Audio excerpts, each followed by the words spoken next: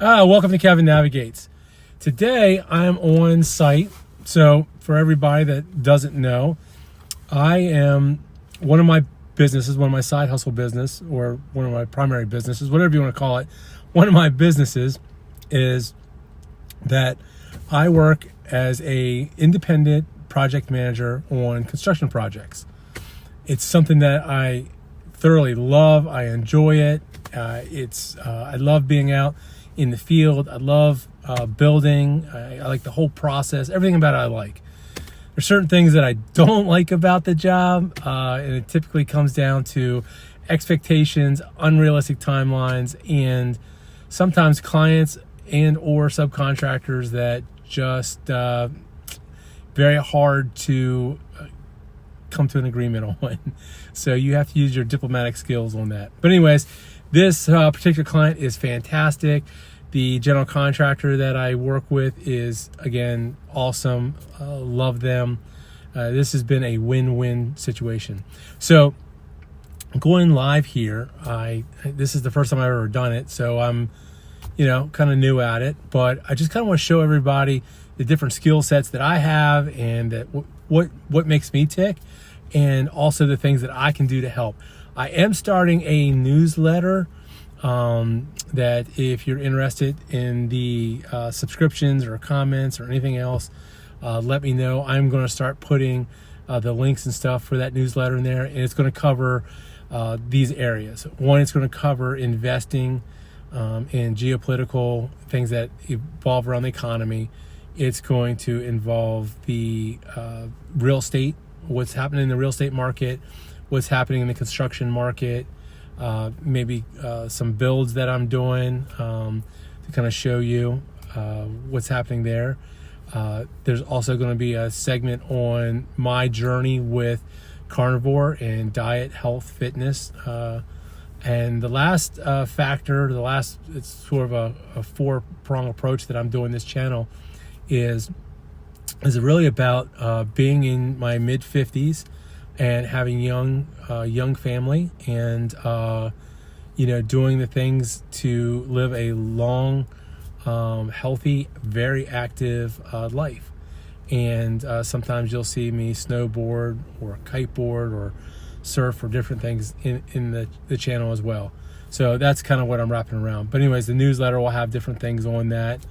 And if it interests you, fantastic, great, join in.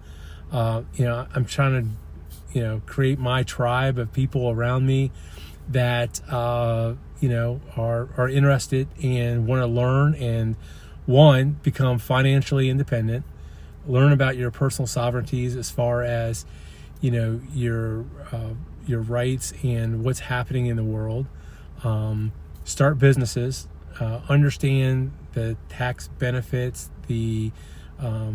again, trying to be financial independent, healthy through diet, exercise, choices, and longevity through exercise. So that's what I'm all about. And anyways, so today we're at this site, and I'm going to put some videos up of what's actually some progress and different things. I did one originally when I started, and but I'm gonna go through the whole process of building this house and everything that was involved. This particular project is not a primary residence. It is a second home for this client / Airbnb, VRBO, whatever you want to call it, type property. So it's an investment. So everything that was thought about in this process was along that investing line. And that's something that in all the construction modes that I go and how I look at everything is always on investment. I always look at what dollar added is and what the return on that investment is. There's huge things, everything from starting from the lot to the planning to the use, all those things I try to look at from that perspective. And I've had various careers in life. One of the things that I've done, I had my Series 7, my 66. I've been a licensed person that could give They could take fiduciary responsibility.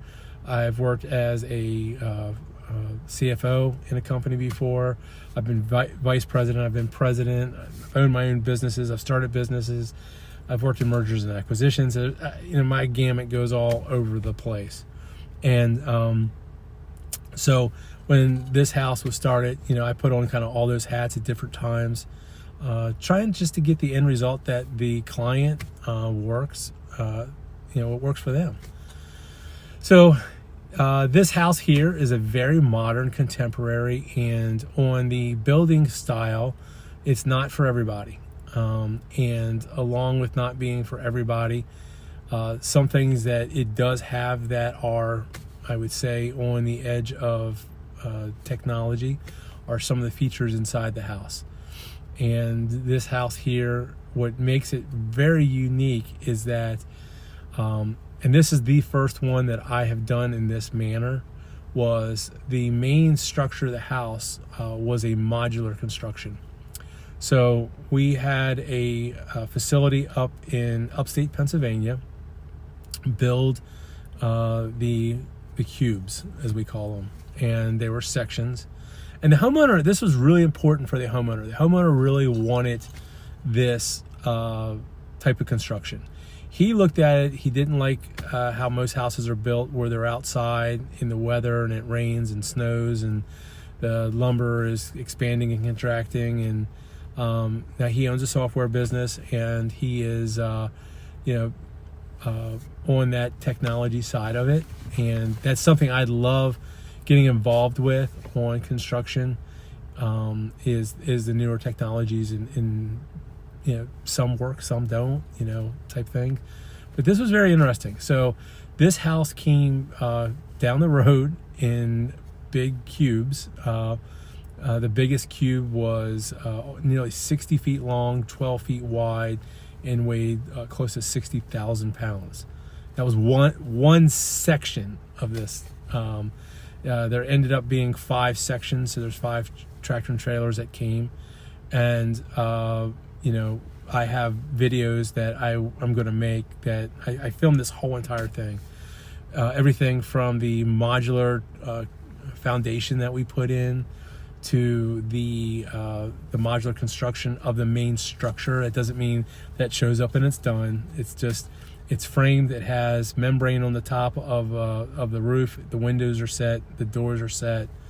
And the wires and plumbing is run inside the walls, but nothing's connected. There's some drywall that's installed, some that's not. And again, if you're interested in it, I'm going to do it anyways. I think I'm going to do a course on it, because it's very unique how this house went together.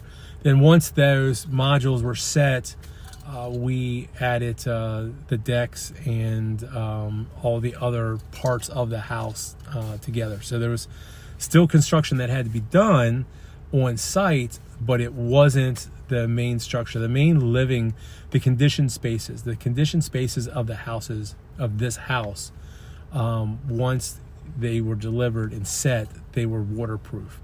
So there's no place inside where there's a conditioned space in this house that was ever exposed to any moisture, rain elements, none of that at all.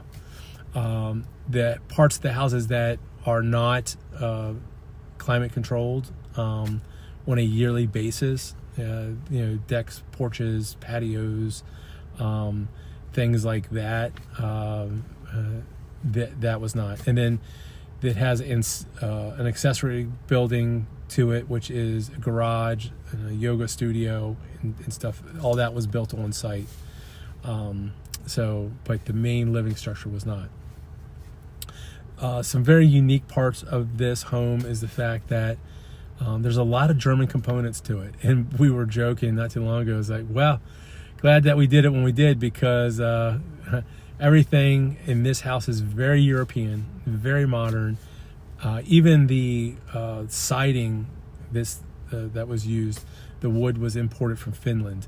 But the interior of the house, the cabinetry, and that's what most people don't realize, that when you're building any type of structure, excuse me, Boy, that's bitter. So on my carnivore journey, I am using Dr. Boz's Pucker Up, which puts me in a more advanced state of ketosis, and it's very sour, very tart. Anyways, getting back to this, this home has. Let me back up a little bit more. So actually, what's interesting about when anybody builds any type of structure, anything, I don't care what it is you're bundling commodities.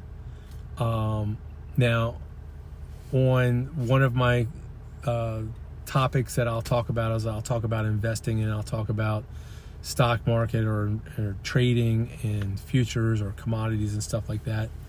I'm very in tune to it because I have that investment background, but also just on the common everyday job site, the amount of commodities, the things that come from other countries around the world to put even the most basic house together.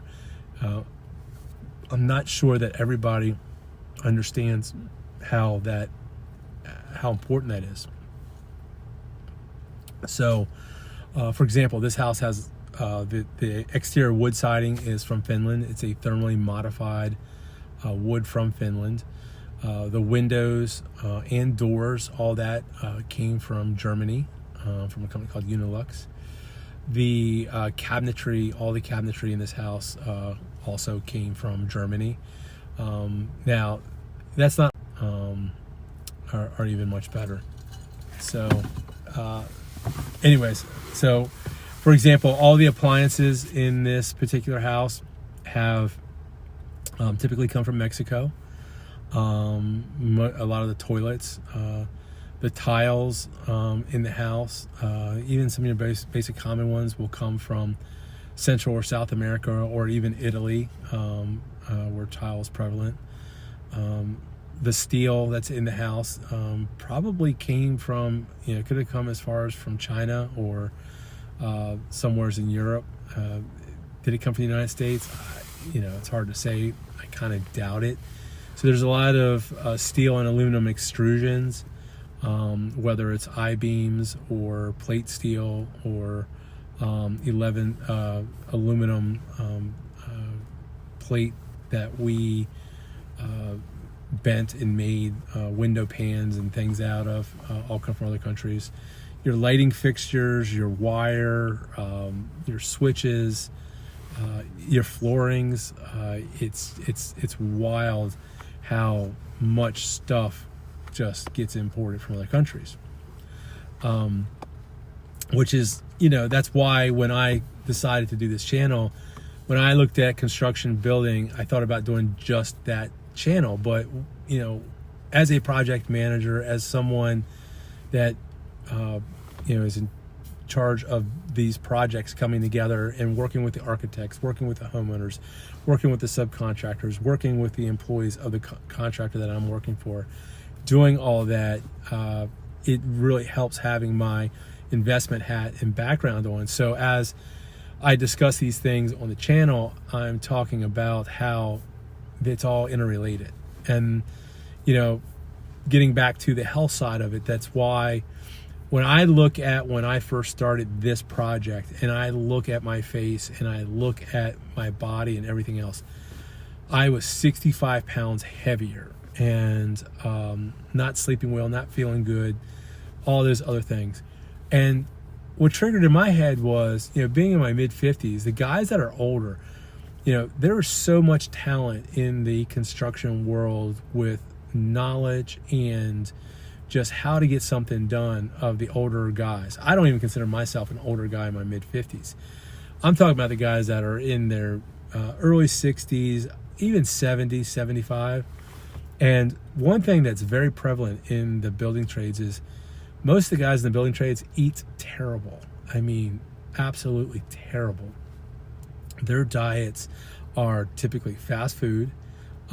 If they bring something, sometimes it's a big bite from 7-Eleven or, very few guys make their lunches or anything. Maybe their wives will for some, but usually it's potato chips that have seed oil and they're fried in oil.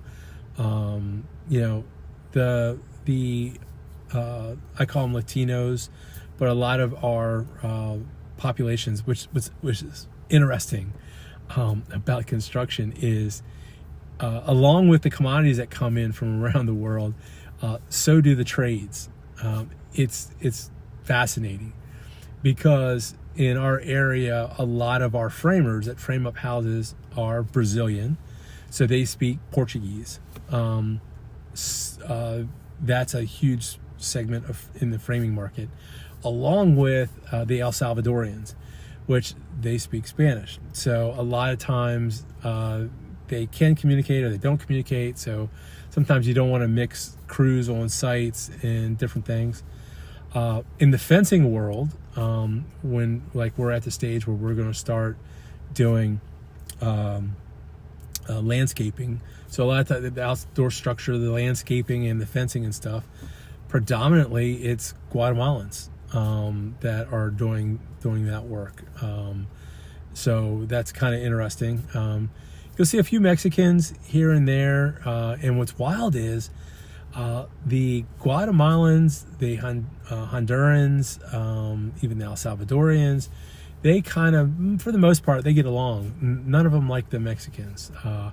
So I will dive into history because a lot of times I learn and find out why. Why don't necessarily the older Guatemalans or Hondurans or El Salvadorians, why don't they like Mexicans? And so I get history lessons a lot of times on job sites and explaining why. And then as you learn Spanish, sometimes they will make fun of each other. And I never tell them, I never say that I can understand what they're saying. I just, I'm gigante,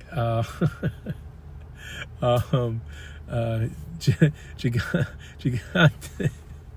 Sorry, they make fun of me. I'm 6'1", 200 and this morning I was 251 pounds. So a lot of these guys are shorter and stuff. So they call me gigante gringo a lot of times. Big gringo. And then I have other names that they call me that are nicer. And that's the other wild thing is that I can't tell you how many years working on commercial, industrial, residential, high-end residential, tract housing, all the different things I've done, I have never felt unsafe. In fact, I've had guys that, some legal, some probably illegal, and I got funny stories to talk about some illegal things that I've seen in my career. It just cracks me up. But I was at a job site, not to go off on a tangent, but I was on a job site one time, and we were doing this big commercial roof. And this was back, I think it was 2016 or 17, when Trump really was pushing the ICE narrative. And man, ICE showed up at the job site, and we probably had 25 or 30 guys on site working. It was a big commercial roof, and guys literally were jumping off the roof, jumping off ladders and just running. Just took off running. But that's a part that I see as well. I see I see how the immigration, how that affects not only us in our country, not only the families when something happens and someone is, extradited or deported, whatever you want to call it. But I also see the side of guys that come up here and have families. They'll tell me they have families in the home country and they have families here. I'm not the judge. Like I said, that's why I call it Kevin Navigates, because I just navigate it all, see it all, take back, learn, listen, and form my own opinions. And that's kind of what I'm all about. So, again, I just wanted to sit here, and as I'm waiting for the fiber contractor to show up and answer some questions for the stucco guy, and we got some trenching and landscapers working. I will take the camera and flip around and show you real quick what I'm talking about, so you just don't think I'm sitting out in the woods somewheres.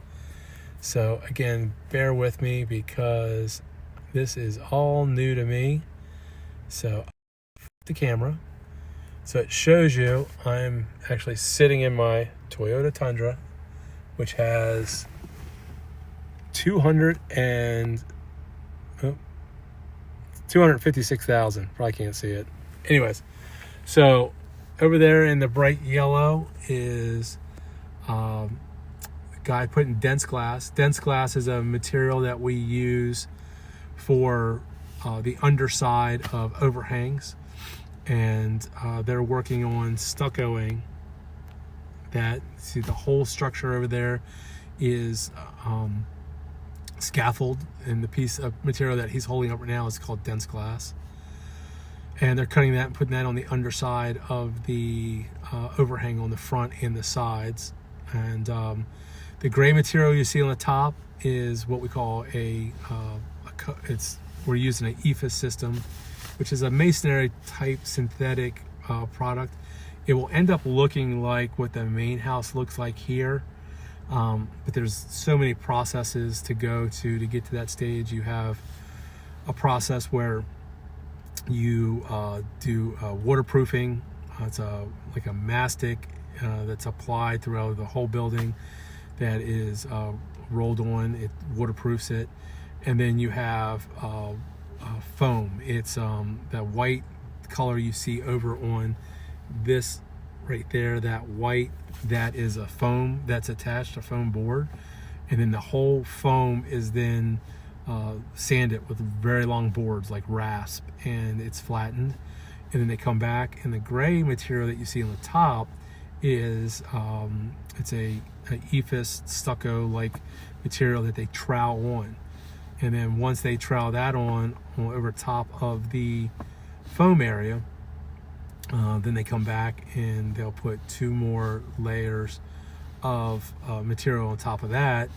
And then see, the last layer, the one material that they put on, will give it a texture. So when you're doing this type of finish, you can have very rough, you can have smooth. So they'll texturize it, and then they'll come back and then they'll add the color to it. So something else that you're looking at here is I'd love for anybody to take a guess on how many stones. That fire chimney right there, each one of those stones that was put there was hand cut. And I know how many pallets are there of those stones, but that's what we call a flat stack. And talking about, again, going back to the commodities that are involved with building this structure. Look at it. You got foam, the scaffolding, you have the chemicals that are used for the waterproofing, the aggregate that is made for the siding. Between this window here and window here, this is a wood siding that comes from Finland. Now, all the way around this house, there's different areas of wood that's incorporated with it. And again, I'm going to make you look at the other videos. Now, this stone over here, those are those individual pieces I'm talking about. In the middle of it, up here, and then all the way around, everything you see around there, that's all metal. That's sheet metal that's bent. Again, the windows and doors are from Germany. So again, it's commodities from all over the world that make up building something like this. And again, I'm just sitting here. So what I do is it's not terribly cold out, but it's chilly, so I come in and warm up. Usually what I do my day, I get up early, I send my emails out, find out, make sure everything that I told clients and customers that was going to happen is happening. And then I'm not at this job site every day. I'm at this job site usually twice a week. This happens to be on a Tuesday, so I spend Tuesdays and Thursdays at this job. So I'll hit 1 or 2 jobs per day. I'll spend anywhere from 3 to 4 hours per day there, and making adjustments on schedules, materials that's being delivered. One of the questions that was asked, so as I walk through this site here, I take videos and pictures, and talking with the homeowner as I'm here about what's happening, who's on site, what's getting done. They always want to know, what's the timeline look like, what's the budget look like, that types of things, which, I understand, I get it. Changes, anything. So for example, on changes today, the landscaper is coming. He came out and flagged where the landscape architect had put all the plantings, and of course there's some conflicts because we have septic lines that are run, septic systems, different things. So of course they always seem to put their plantings, trees and stuff on top of that, which we don't want to have, because if we have issues down the line, we want to be able to easily and effectively get to those, and we don't want anything that's going to impede with those systems from functioning. A lot of the septic systems that I work on have, because we're dealing with waterfront or near water areas, we're dealing with alarms, we're dealing with all kinds of systems to where the water, once it goes in a holding tank, and then it's dispersed and it goes into different areas, and the way it's either treated or the way it goes out into a drain field, whatever that system is, typically they're pretty expensive systems. And then along with the well, getting water, I could talk ad nauseum about septic systems and water systems and purity of water, and here this well is 600 feet deep. So the different aquifers that we tap into, and then what we experience once we get them, and then having discussions with homeowners on how do we want to treat that water? Do we just want to do the bare minimum? I've had clients that want complete RO, reverse osmosis systems, for the whole entire property, meaning sometimes it could involve where they have livestock, or they have multiple structures, barns, a whole property is running on a reverse osmosis system, which is very expensive. And then we have sometimes I deal with people, they just want the bare minimum.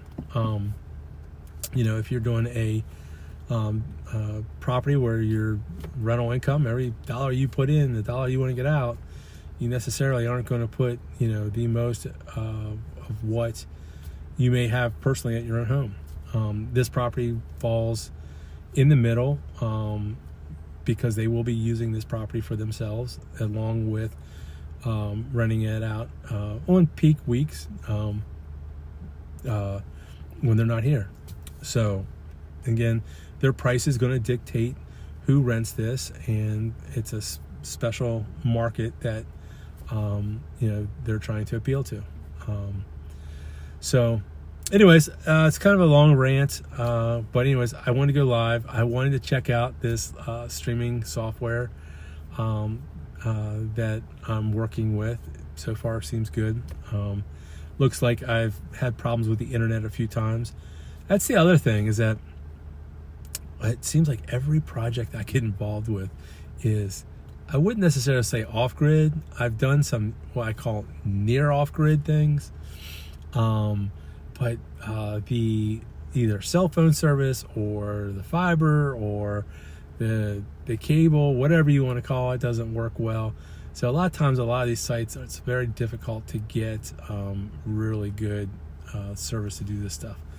So anyways, thanks for checking it out. And like I said, any questions, anything you want to know, but there you go. That's where I'm at today. Thank you.